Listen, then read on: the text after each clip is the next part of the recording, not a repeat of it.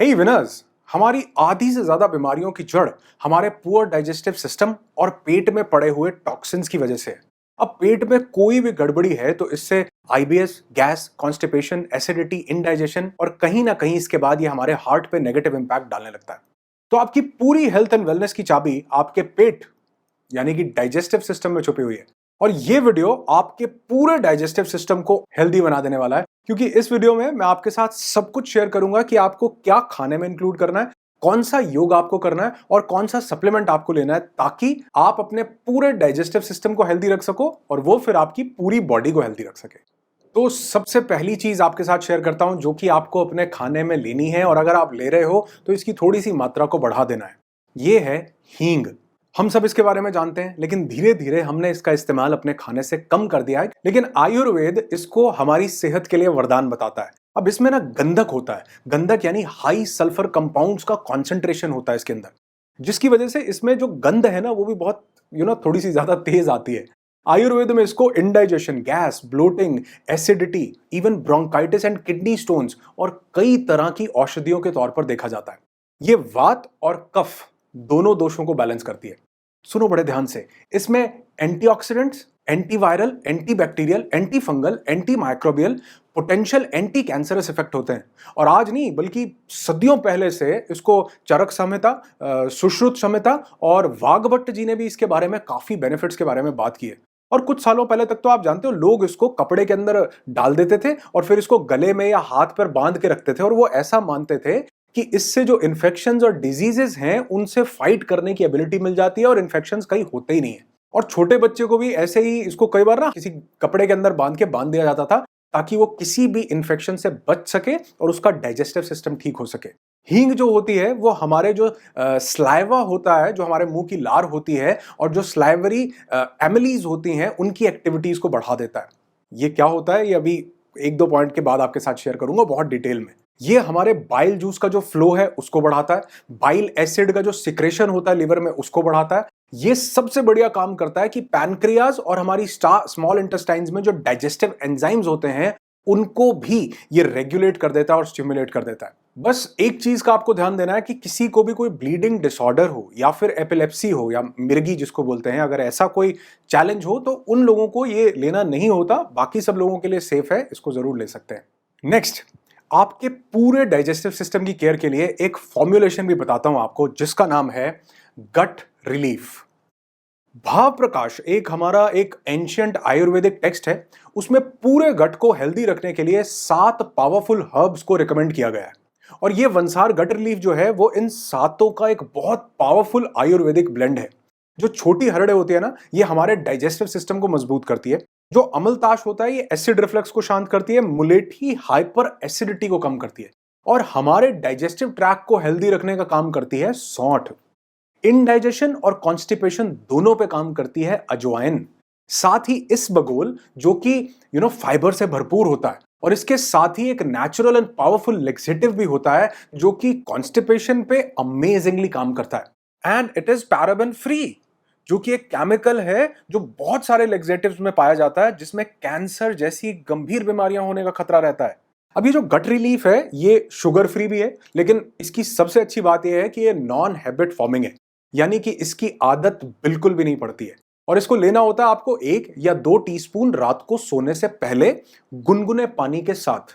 तो वंसार गट रिलीफ को अगर आप बाय करना चाहते हो तो इसके जो सभी लिंक्स है ना वो मैं डिस्क्रिप्शन में दे देता हूं, इसको चेक जरूर करना।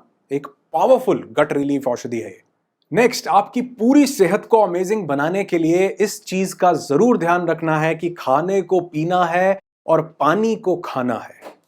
अब देखो बड़े ध्यान से समझो कि पेट में अम्ल होते हैं यानी एसिड्स, जो हमारे खाने को डाइजेस्ट करते हैं, चाहे वो हाइड्रोक्लोरिक एसिड हो, चाहे लिवर बाइल जूस प्रोड्यूस करता हो। अब जो हमारे मुंह की लार होती है ना, स्लाइवा, वो न्यूट्रल से एल्कलाइन की तरफ जाता है। तो जितना ज्यादा एल्कलाइन एनवायरनमेंट आपके खाने के साथ पेट में जाएगा, उतना पेट में अगर नेगेटिव एसिडिक एनवायरनमेंट भी होगा तो वो उसको भी शांत करेगा। एसिड रिफ्लेक्सेस कम हो जाएंगे। और वाग्भट्ट जी ने भी कहा है कि जिसका पेट पानी की तरह होगा वो कम से कम 120 साल जिंदा रहने की उसकी गारंटी है। अब ये पानी की तरह कहने का मतलब क्या है कि जैसे पानी का पीएच जो है वो न्यूट्रल होता है, 7 के आसपास होता है, ठीक वहीं खाने के बाद हमारे पेट का पीएच भी न्यूट्रल हो जाना चाहिए। और उसमें बहुत ज्यादा हेल्प करते हैं हमारे मुंह की ये लार, हमारे स्लाइवरी एमिलीज।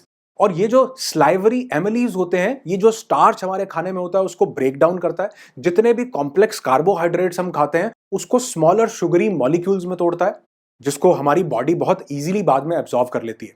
अब देखो, ये बहुत सारे लोगों को पता ही नहीं है कि ये जो हमारे मुंह की लार है, ये जो स्लाइवरी एमिलीज हैं, ये हमारे कार्ब्स को ब्रेक करते हैं। बहुत सारे लोग सैंडविच खाया, वो कहते हैं यार पच नहीं रहा पेट में, क्योंकि पेट में वो जितने भी डाइजेस्टिव जूसेस हैं वो प्रोटीन के ऊपर काम करेंगे, फैट के ऊपर काम करेंगे, लेकिन आपका जो कार्बोहाइड्रेट, जो कार्ब आप ले रहे हैं, उसके ऊपर सबसे ज्यादा काम करते हैं आपके स्लाइवरी एमिलीज, ये जो मुंह के अंदर जो लार है।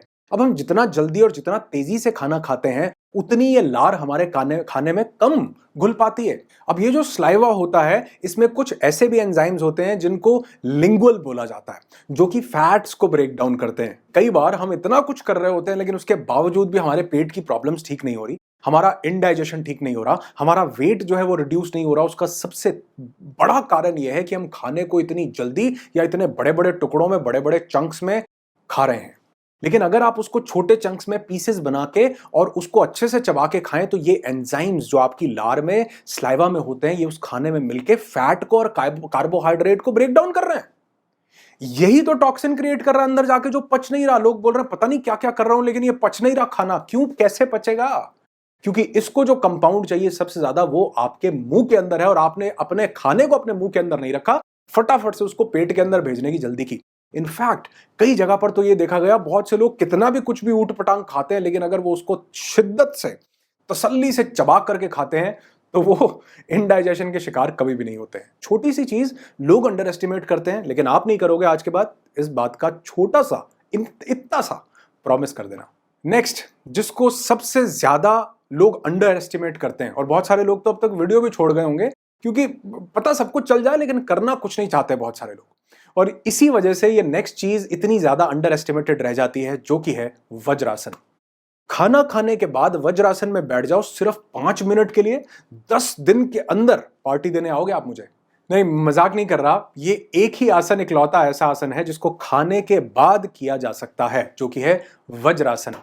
अब जो इंद्र है ना, उसका जो शस्त्र होता है उसको वज्र कहा जाता है, तो इसको वज्रासन इसलिए कहा गया कि ये जो इंद्र का शस्त्र जो इतना ताकतवर था, उसके जितना मजबूत ये हमारे शरीर को बना देता है। अच्छा, इससे खाना जल्दी क्यों पचता है, या ये हमारे गट हेल्थ के लिए सबसे अच्छा क्यों है, ये बहुत से लोग इस बारे में बिल्कुल भी नहीं जानते होंगे। मैं बताता हूं आपको कि खाना खाने के बाद वो हमारे स्टमक, हमारे स्मॉल इंटेस्टाइन, हमारी लार्ज इंटेस्टाइन, हमारे अमाशय, इन सब में जाता है। अब वज्रासन करने से एक बंद लग जाता है, जिससे नीचे का ब्लड फ्लो बंद होने के कारण पूरा ब्लड और एनर्जी हमारे स्टमक को मिलती है। हमारी इंटेस्टाइन्स जो हैं वो पैरास्टेलिक मूवमेंट करती है, जिससे कि वो खाने को निचोड़ सके, ऐसे वो मूवमेंट करती रहती हैं। उसमें से काम की चीज को वो निकाल लेती हैं और वेस्ट को रेक्टम एरिया में भेज देती हैं।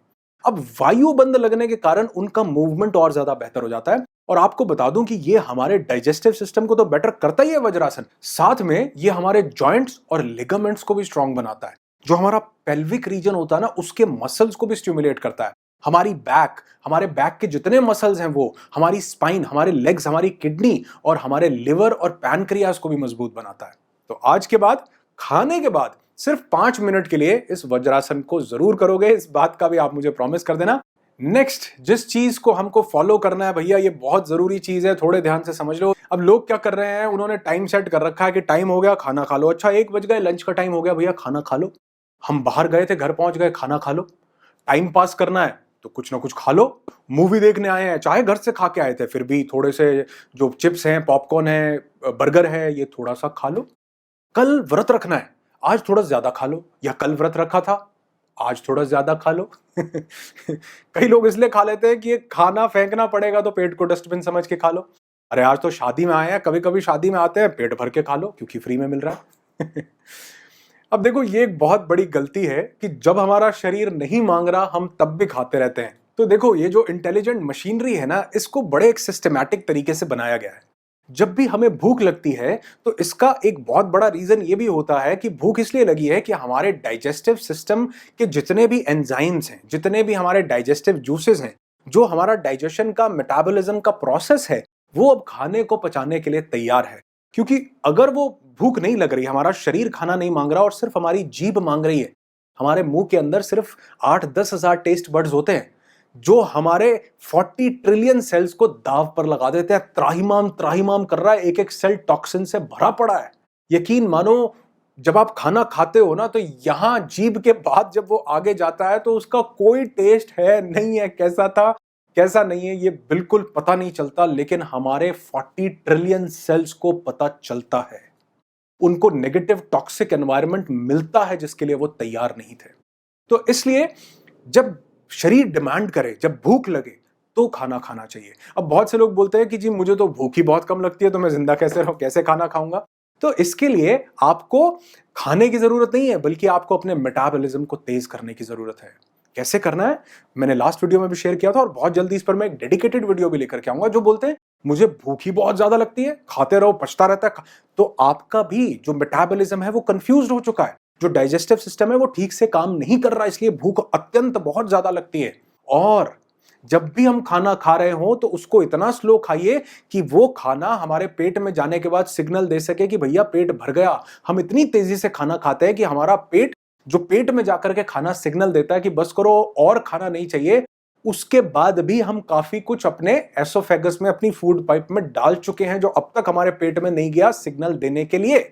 इसलिए जो हमको पेट भरने का सिग्नल मिलता है ना, वो थोड़ी देर पहले का मिलता है। तो अगर हम आराम से चबा चबा के खाते हैं तो राइट सिग्नल मिल पाता है, जिससे हम ओवर ईटिंग नहीं करते हैं। तो एक साइकोलॉजी के तहत खाओ, एक स्ट्रैटेजी के तहत खाओ कि शरीर मांगेगा, जो कैलोरीज की जरूरत है उतनी हमको देनी है। उसके अलावा बेमतलब कि ये टाइम हो गया, 1 बज गए, 2 बज गए, रात के 9 बज गए, खाना खा लो, सुबह उठते ही खाना खा लो, शादी में खा लो, ये कर लो वो कर लो, अगर इसको थोड़ा सा कंट्रोल किया तो देखो आपका पेट भी आपकी हेल्थ को अमेजिंगली कंट्रोल करने लगेगा, बढ़िया बेनिफिट्स देने लगेगा।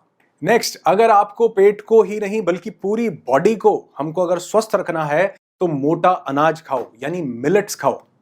हम सिर्फ गेहूं और चावल ही खाते रहते हैं, बल्कि रागी एक बहुत अमेजिंग ऑप्शन है। चना, अगर चने का आटा बनाया जाए, मिस्सी रोटी खाओ, सप्ताह में 2 बार कम से कम।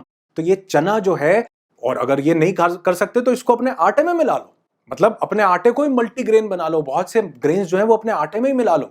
और कहा जाता है कि चने को अगर रेगुलरली हम अपने अनाज में डाल करके खाते हैं तो कभी भी हमारा पाचन तंत्र खराब नहीं हो सकता। रागी जरूर खाइए, हमारे घर में रूटीन में रागी का चीला बनता है, स्वाद भी होता है और हमको न्यूट्रिएंट्स भी देता है, और अंदर जाकर के चिपकता भी नहीं है। जौ या ज्वार का आटा आप खा सकते हैं, सर्दियों में बाजरा खा सकते हो, मक्का खा सकते हो। तो बहुत सारे मिलेट्स या बहुत सारे जो मोटा अनाज है ये आपके पास अवेलेबल है, और इसका सिर्फ एक फायदा नहीं है बल्कि ये हड्डियों को मजबूत करता है, हमें कैल्शियम की कमी से बचाते हैं, ये हमारे डाइजेस्टिव सिस्टम को दुरुस्त करते हैं, वजन को कंट्रोल में रखते हैं, एनीमिया का खतरा बिल्कुल कम हो जाता है। डायबिटीज जिनको है उनके लिए तो ये वरदान जैसा हो जाता है, शरीर को अंदर से गर्म रखते हैं और हमारे हार्ट के लिए भी बहुत ज्यादा अच्छे होते हैं। अभी कुछ टाइम पहले एक डिनर था जहां पर सभी सांसद आए हुए थे, तो पीएम ने, प्राइम मिनिस्टर मोदी ने इन सबको कहा कि आपको मोटा अनाज खाना चाहिए। और जो उनका प्रोग्राम आता है मन की बात, उसमें भी उन्होंने मिलेट्स के लिए लोगों को जागरूक करने का काम किया है। कई बार इसके बारे में बात की है कि भारत के प्रस्ताव और प्रयासों के बाद ही संयुक्त राष्ट्र ने 2023 को इंटरनेशनल मिलेट ईयर घोषित किया है। तो ये मिलेट्स, मोटा अनाज, हमारे शरीर के लिए वरदान है।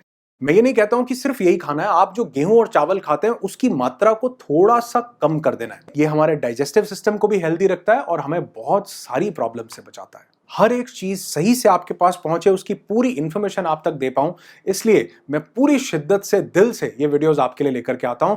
तो अगर ये वीडियोस आपकी लाइफ में थोड़ा सा भी वैल्यू ऐड करते हैं तो बता जरूर दिया करो यार, क्योंकि आपके जो कमेंट्स मिलते हैं ना, ये मुझे इतना इंस्पायर करते हैं, इतनी प्रेरणा देते हैं कि ऐसी और चीजें अमेजिंग आपकी लाइफ को, आपकी हेल्थ को बदलने के लिए आपके साथ शेयर करता रहूं। तो अगर ये वीडियोस आपकी लाइफ में वैल्यू ऐड कर रहे हो यार, do let me know, comment करके जरूर बताया कीजिए, ताकि आपका मैसेज मुझ तक पहुंच सके और मैं और ऐसे ही वीडियोस आप तक पहुंचा सकूं, ला सकूं।